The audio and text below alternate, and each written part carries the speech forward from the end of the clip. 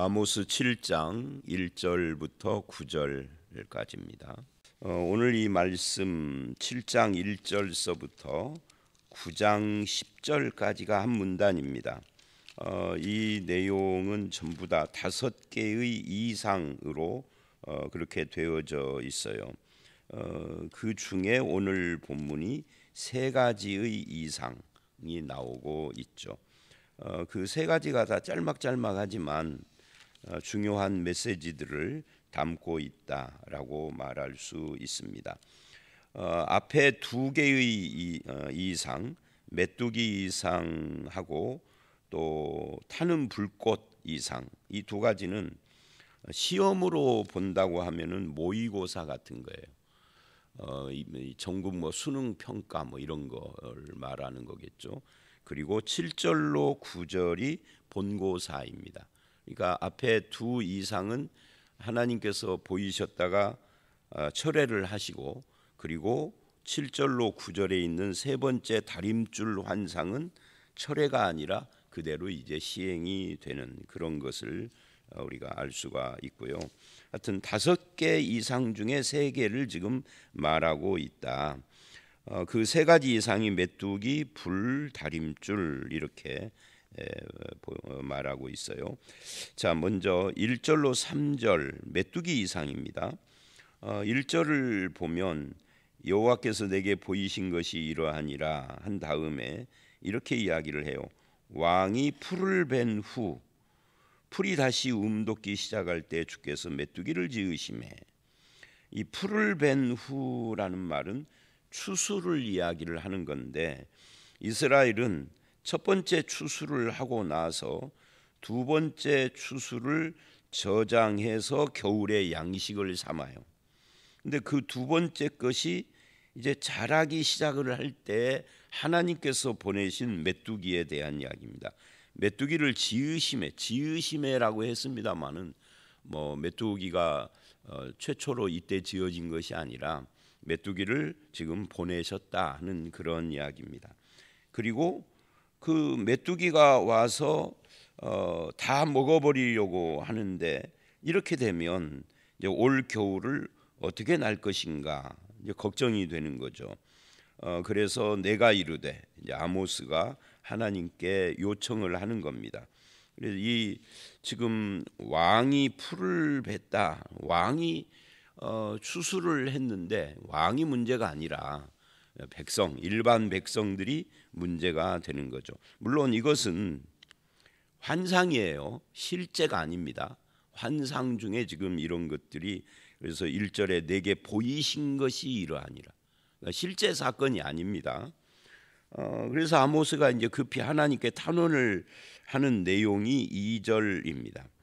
거기에 보니까 내가 이르되 주 여호와여 청하건대 사하소서, 야곱이 미약하오니 어떻게 서리이까. 여기서 야곱이라는 것은 이스라엘을 말하는 거예요. 근데 이스라엘이 하지 않고 야곱이라고 했어요.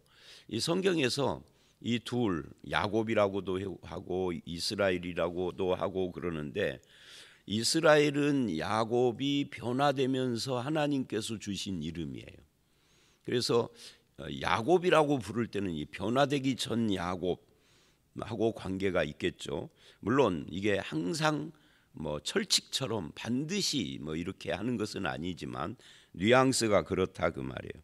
그런데 이것이 환상처럼 정말 그렇게 실제로 일어난다면 이 야곱이 미약한 야곱인데 어떻게 살 수 있습니까? 라고 하면서 하나님의 긍휼을 구한 거예요. 이 하나님께서 이 야곱을 무너뜨린다고 하면 순식간에 무너질 텐데 하나님 긍휼을 베풀어 주십시오. 그랬더니 하나님께서 이에 대하여 뜻을 돌이키셨다.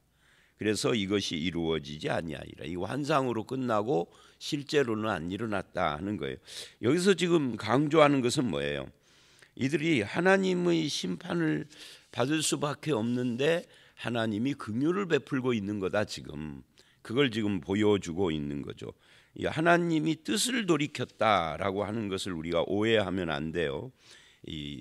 뜻을 돌이킨 이야기를 할 때에는 요나서가 항상 이 요나서는 실제 사건인데 거기서도 뜻을 돌이켰다 할 때 이 낙함이라는 단어가 하나님의 마음이 편해졌다 이거든요. 그러니까 하나님은 지금 선지자의 마음을 떠보는 겁니다. 선지자가 하나님께 긍휼을 구하기를 지금 바라고 있는 겁니다. 선지자의 중보하기를 바라고 있는데 그렇게 되어져서 마음이 편해지는. 그래서 뜻을 돌이켰다는 것은 하나님이 이랬다 저랬다 하는 분이라는 뜻이 아니에요. 다른 성경에 보면 하나님은 뜻이 일정하시다 그래요. 우리가 에스겔서 초반부를 우리 수요일에 봤었잖아요. 에스겔서 초반부에서 계속 강조하는 것이 뭐예요? 그 불타는 그 수레 바퀴가 일정한 방향으로 한 방향으로 가는 그 바퀴 속에 또 바퀴가 있고 하나님의 뜻이 이게 겹쳐 있는데 그런데 우리가 볼 때는 하나님이 이리 갔다 저리 갔다 하는 것 같지만 바퀴 속에 또 바퀴가 있다. 하나님의 뜻, 숨겨진 뜻이 있는데 하나님은 일정하시다 하는 것을 말하고 있는 거거든요. 여기서도 똑같습니다. 뜻을 돌이켰다는 건 아모스처럼 우리가 세게 기도하면 하나님이 이랬다 저랬다 한다는 그런 의미는 아니에요. 하나님이 이스라엘을 심판하고 싶지 않은데 아모스가 청혼을 하니 그래 알았어 이렇게 하는 거예요. 마치 부모가 자식에게 하는 거고 비슷한 거죠. 뭐 공부를 않고 가서 노는 아이를 잡아왔어요. 야단을 치면서 손을 몇 대 이렇게 때려줬어요. 요즘 부모는 그렇게 하면 안 된다면서요. 그런데 저는 그렇게 했어요. 안 된다라고 하는 인권 저는 그거 별로 못마땅해요. 부모 훈육까지 국가에서 이래라 저래라 하는 건 그건 옳지 않다고 봐요.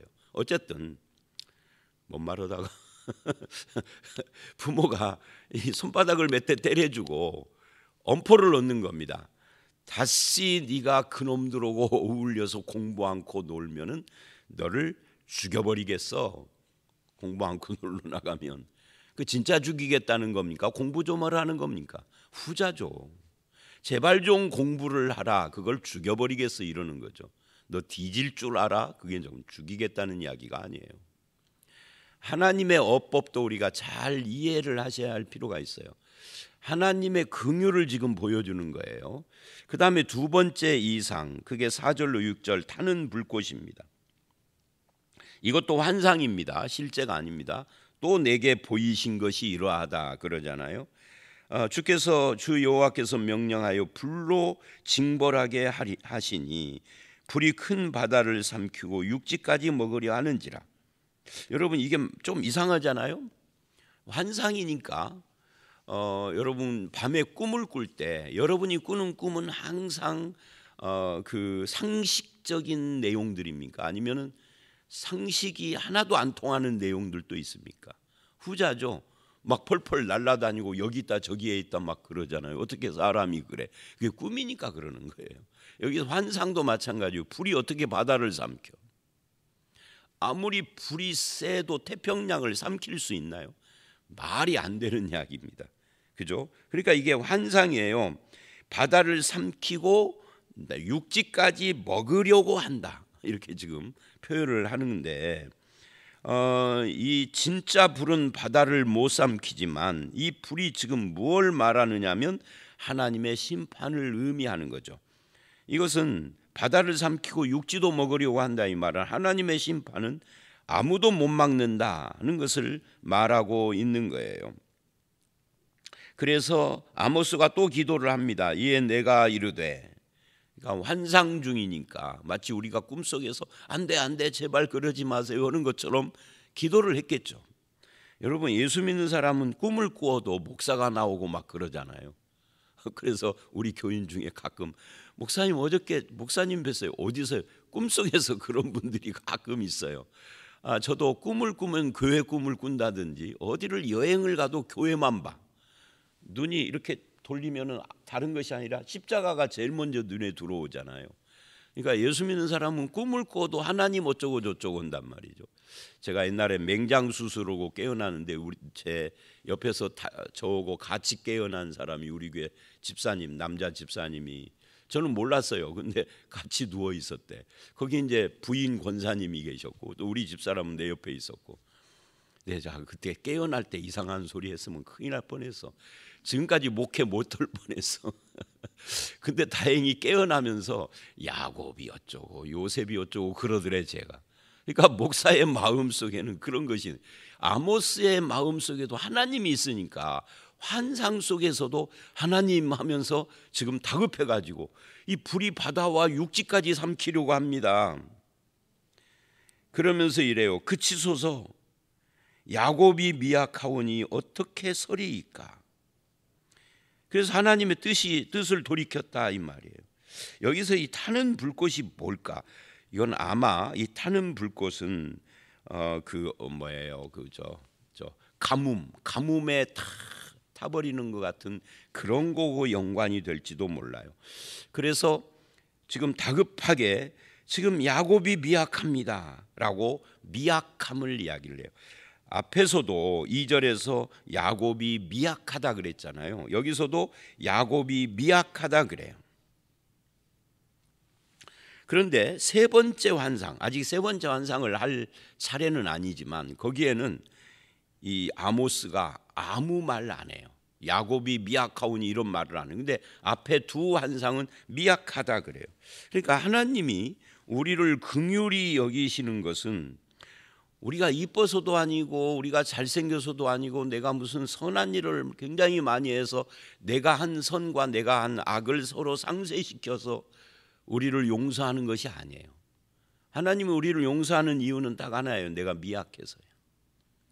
그 시편 103편을 보면 시편 103편이 병든 자를 위한 시 같은 그런 내용입니다. 근데 하나님께서 우리를 긍휼히 여기시는 이야기를 쭉 해요. 근데 하나님이 긍휼히 여기신다는 말을 반복하면서 뭐라고 하느냐면 우리 체질을 아셔서, 우리 체질을 아시기 때문에 긍휼히 여기시는 거예요. 우리 체질이 뭔데요? 거기 보면은 우리 체질이 티끌이라고 합니다. 왜 그러죠? 우리를 창조할 때 흙으로 창조했다라고 성경은 말하는데 그 흙이 한글로 흙이라고 그렇게 번역을 했지만 원래는 티끌이에요. 그러니까 티끌로 창조를 했으니까 이 티끌이라는 말이 뭐예요? 흙도 마찬가지입니다만은 이 오늘 본문에 의하면은 미약한, 즉 아무것도 아닌 존재랍니다. 하나님, 우리는 아무것도 아닌 존재입니다. 정말 연약한 존재입니다. 우리 체질이 그래요. 우리의 본생이 그렇습니다. 그러니 하나님 제발 용서해 주십시오라고 하나님 야곱이 한 공로를 봐서 이런 말을 하지 않습니다. 성경에서 용서를 구할 때는요, 내가 한 공로 이런 거 말하지 않아요. 가끔 교인들이 이러는 경우가 있어요. 어려운 일을 당했을 때 왜 하필이면 납니까? 왜 내가 무슨 죄가 그렇게 많다고. 그 말은 거꾸로 돌리면 나는 죄는 없고 공은 많다 이거잖아요. 그걸 가지고 하나님 앞에, 근데 그 잘못된 거예요. 죄 없는 사람은 아무도 없거든요.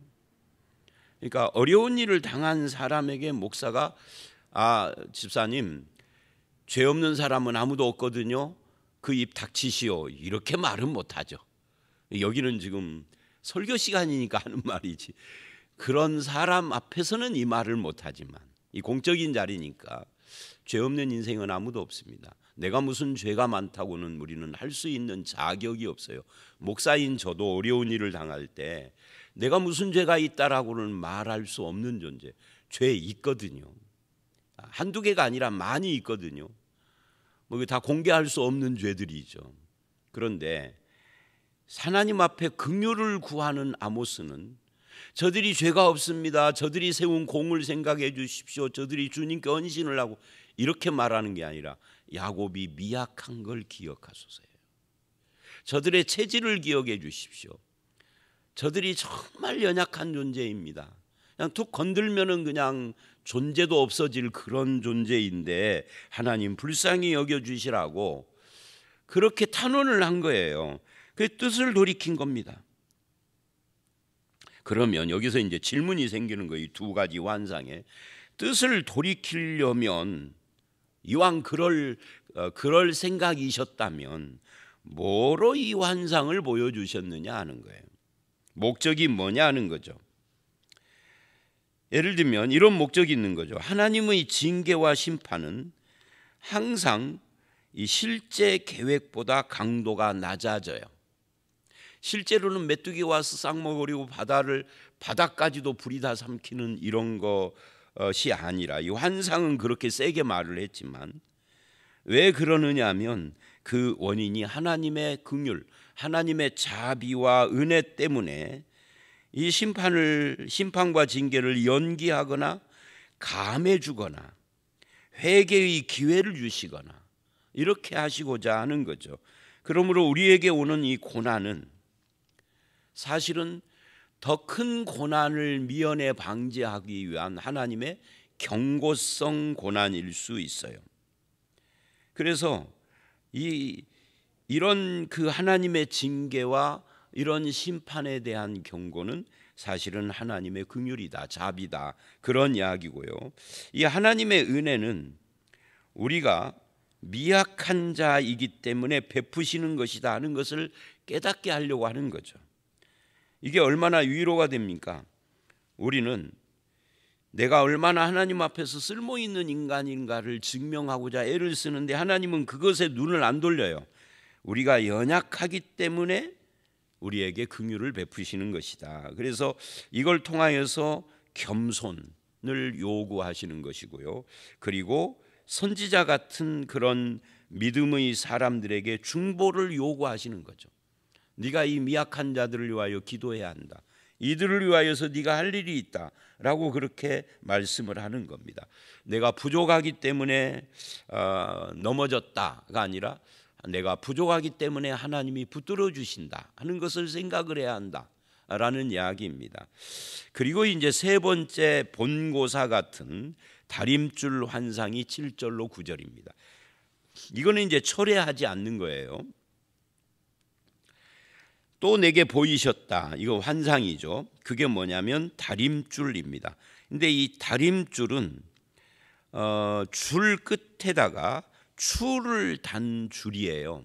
이건 이제 건축하는 사람들이나 뭐 이런 사람들이 쓰는 거죠. 다림줄 중에는 수직 다림줄이 있고, 그건 이제 무거운 걸 밑에 달아가지고 이렇게 쭉 수직을 재는 거죠. 또 수평으로는 요즘 뭐 건축하는 분들은 뭐 이렇게 막대기에 뭐가 있어 이렇게 놓으면은 그게 수평이 보이잖아요. 이제 그런 도구를 여기서 말을 하는 겁니다. 여기서는 다림줄이 뭘 상징하느냐면 성도가 살아야 할 바른 기준, 도리 이런 것들을 상징하는 겁니다. 그게 이제 말씀이고 그렇죠. 근데 그것이 하나님의 손에 잡혀 있는 거예요. 그래서 주께서 손에 다림줄을 잡고 서셨더라. 하나님이 이 다림줄, 성도는 이렇게 살아야 돼, 구약 같으면 이스라엘은 이렇게 살아야 돼라고 하는 기준을 가지고 계신다. 그것이 우리에게 말씀인데, 그걸 가지고 이 다림줄을 가지고 뭐를 하느냐면, 이 7절이 조금 읽기에 조금 헷갈리는 부분이 있죠. 뭐냐면 다림줄이 두 번 나오기 때문이에요. 다림줄을 가지고 쌓은 담 곁에 주께서 손에 다림줄을 잡고 서셨더니, 무슨 말인지 이해가 되십니까?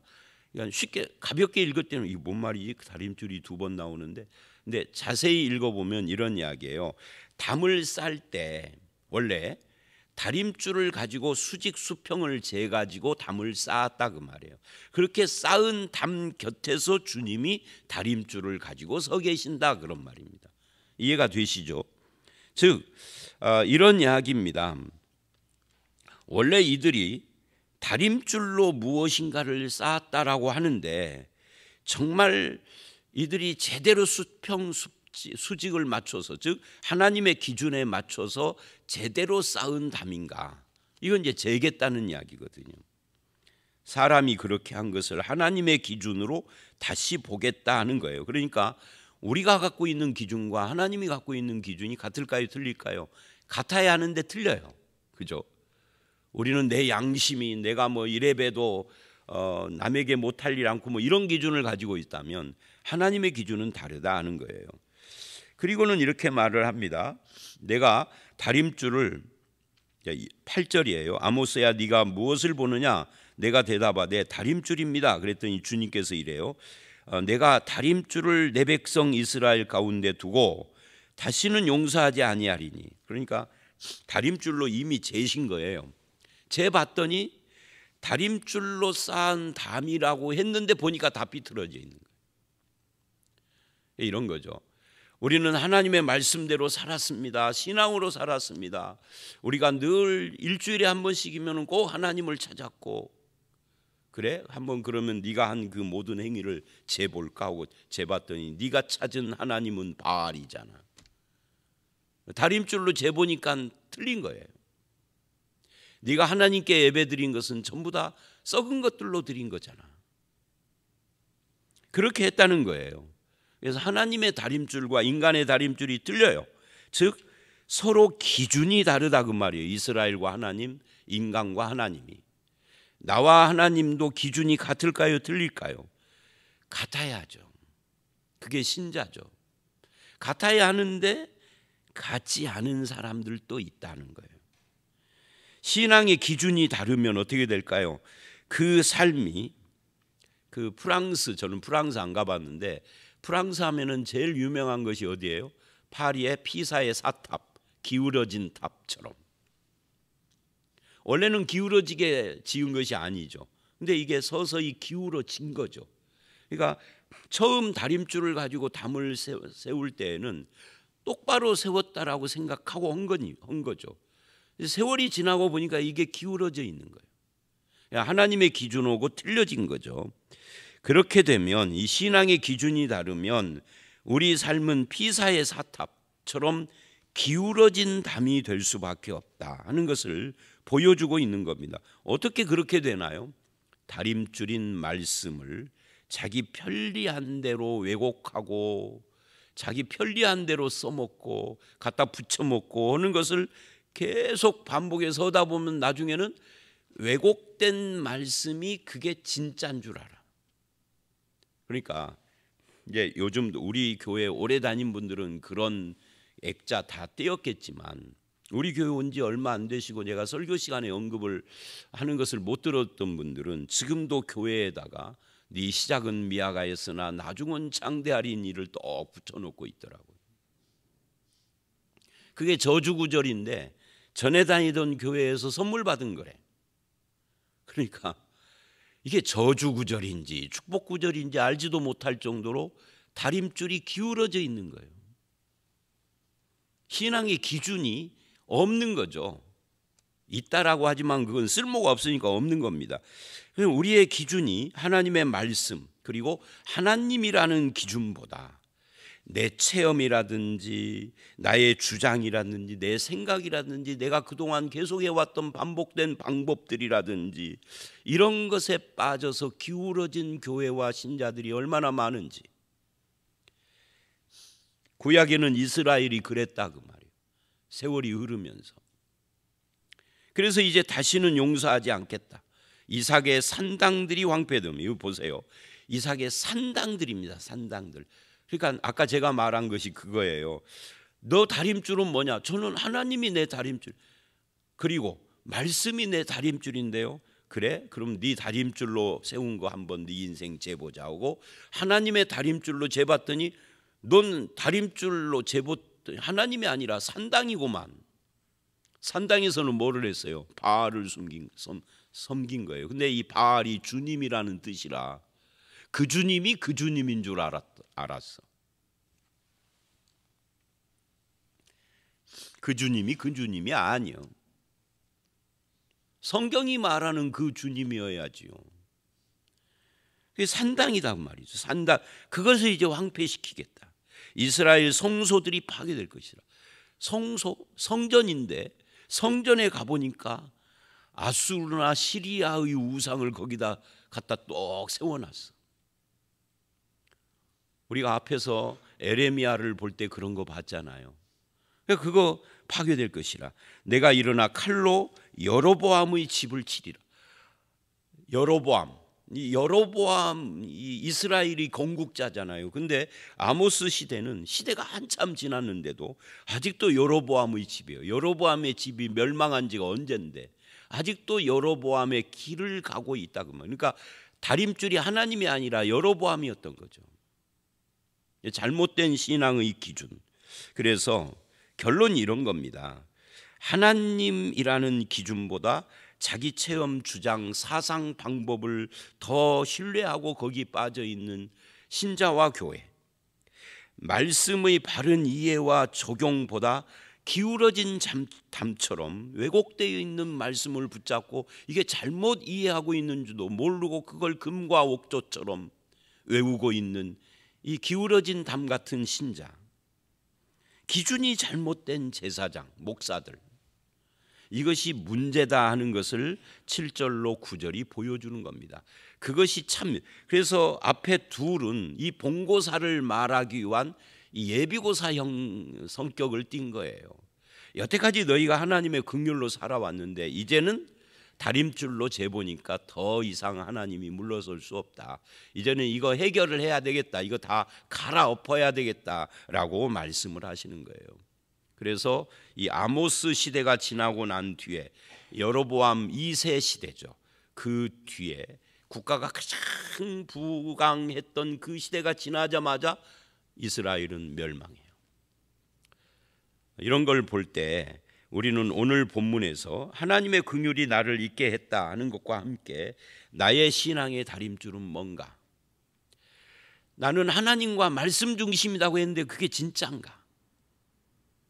말로는 하나님과 말씀이라고 하지만 실제로도 진짜 그런가에 대해서 자기 점검이 필요하다 하는 것을 깨닫게 됩니다. 저와 여러분이 정말 말씀에 대한 바른 이해, 하나님에 대한 바른 이해의 다림줄을 가지고 신앙생활을 함으로써 하나님 앞에 영광을 돌리고 그 은혜 가운데 살고 진정한 하늘의 복을 누리는 그런 성도들이 다 되시기를 주의 이름으로 축원합니다. 함께 기도하겠습니다. 하나님, 메뚜기 환상 또 타는 불꽃 환상들을 통하여서 하나님이 우리의 연약함 때문에 긍휼히 여기셔서 우리가 존재하게 된다라는 것을 깨달았습니다.